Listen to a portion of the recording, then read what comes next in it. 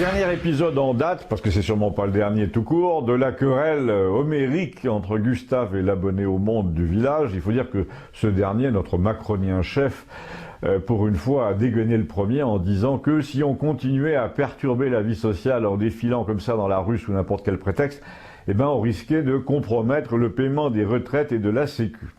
Alors moi, je m'apprêtais à prendre la chose un peu à la légère, mais Gustave m'a posé la main sur le coude en me disant « Attends, il faut le laisser parler, il faut l'écouter parce que, mine de rien, il nous dit ce que son patron a dans la tête et dans le cœur pour la suite des opérations.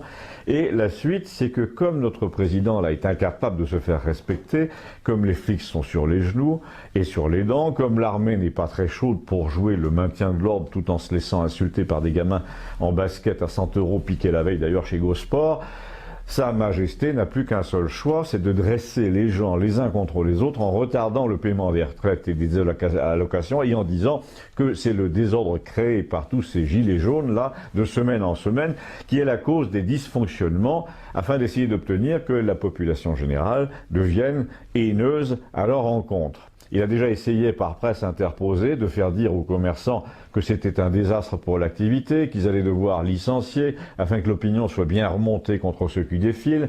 Mais comme ça n'a pas suffi, il va s'arranger pour provoquer un grippage administratif progressif, un retard des démarches, des versements, une incertitude générale.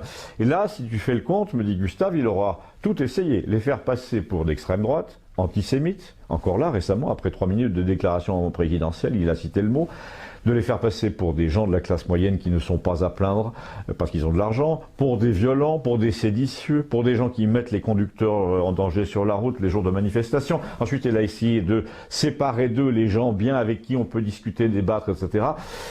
Et ensuite, il a essayé de se ruer sur tout ce qui passait dans le genre émotion nationale, incendie, désastre, attentat, commémoration. Tout ça pour montrer que les révoltés, eux, étaient insensibles à tout cela.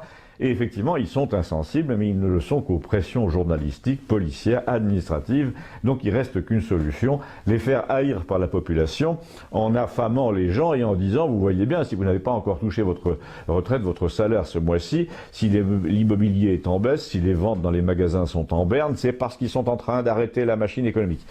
Là, il faut préciser que l'abonné au Monde a eu l'herbe coupée sous le pied tout de suite, parce qu'il s'apprêtait à dire en effet exactement tout ce que Gustave venait d'énoncer. Il semblait avoir lu dans les pensées du président et dans les siennes en même temps. Tu vois, m'a-t-il dit à son sujet, ça lui a coupé tous ses effets parce que toute la machine macronienne fonctionne comme ça, comme un seul homme, par pans entiers de comportement.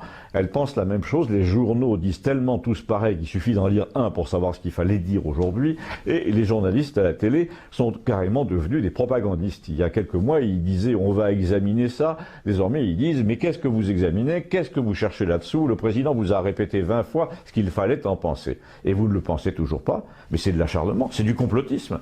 Donc, nous a dit Gustave, il a de moins en moins de solutions, le président, mais ça fait des mois que je le dis, ou bien il nous jette les uns contre les autres pour avoir l'air rassembleur, ou bien il fait appel à l'armée, mais ça c'est fait, ou bien devant un péril de désordre national qui affecterait par exemple l'approvisionnement de Rungis, qui nourrit toute l'Europe, eh bien il fait jouer la solidarité européenne en faisant intervenir des forces de police européennes pour relayer les policiers français de plus en plus épuisés, hostiles au pouvoir, et que la foule appelle désormais à se suicider comme leurs collègues qui tombent à raison de 10 par mois en ce moment, et dont, je te rappelle, les enfants sont désormais menacés sur le chemin de l'école aussi.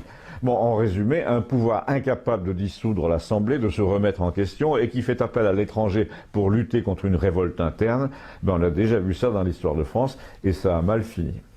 Abonnez-vous, merci.